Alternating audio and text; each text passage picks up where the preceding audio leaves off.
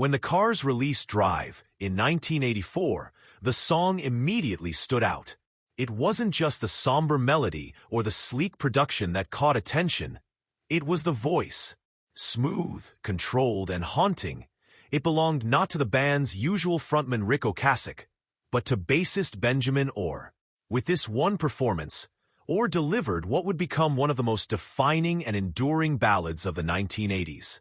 And yet, despite the track's global success, the man behind the voice remained largely unknown to the wider public. Benjamin Orr was not the face most associated with the Cars, but he was the voice behind some of their biggest hits. Born Benjamin Orzechowski in Cleveland, Ohio, Orr started his music career early, playing multiple instruments and singing with local bands. Before the Cars, he had already gained attention in the regional music scene. When he joined forces with Rick Ocasek, they formed one of the most effective songwriting duos of their generation. Ocasek often wrote the songs, but it was Orr who gave several of them emotional resonance. Drive was different from the Cars' usual catalog. It was slower, more introspective. The production, handled by Robert John Mutt Lang, was crisp and minimal, placing all the weight on Orr's vocal performance. The lyrics were simple, but delivered with a quiet intensity that made listeners pause. The song peaked at number 3 on the Billboard Hot 100 and became an international hit. It was also used in one of the most memorable Live Aid broadcasts in 1985, accompanying images of the Ethiopian famine, a moment that elevated its impact beyond music charts. What few knew was that Benjamin Orr had always been more than a sideman. In the Cars, he shared vocal duties, often handling lead on hits like Let's Go, Bye Bye Love, and It's All I Can Do. His voice was versatile, youthful and energetic on upbeat tracks, but capable of deep emotional weight on songs like Drive. Despite his talent, Orr was not one to seek the spotlight. He played bass, sang his parts, and avoided the attention that typically followed frontmen in the 1980s rock scene.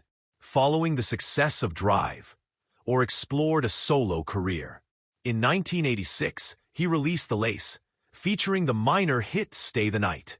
Though critically praised, the album didn't achieve the commercial impact many expected.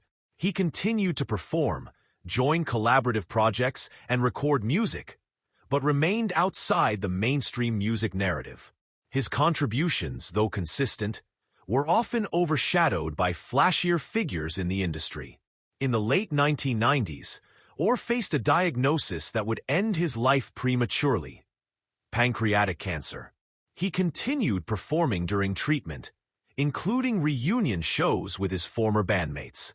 Despite his deteriorating health, he remained committed to music until his death in October 2000 at age 53. His passing was acknowledged, but its cultural significance was underplayed, given the indelible mark he left on modern rock and pop music.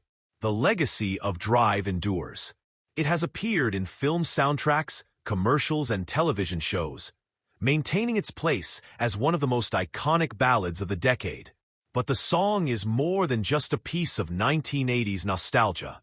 It is a lasting tribute to Benjamin Orr's rare vocal presence, controlled, powerful, and timeless. He didn't seek fame, but his voice became a permanent fixture in popular music. He didn't dominate interviews or headlines, but his performance on Drive did more than many public statements ever could. He sang with clarity and restraint, making a song about helplessness and regret feel deeply personal and universally understood. Benjamin Orr may not have lived to see the full recognition of his contribution, but the voice that sang Drive remains unmistakable.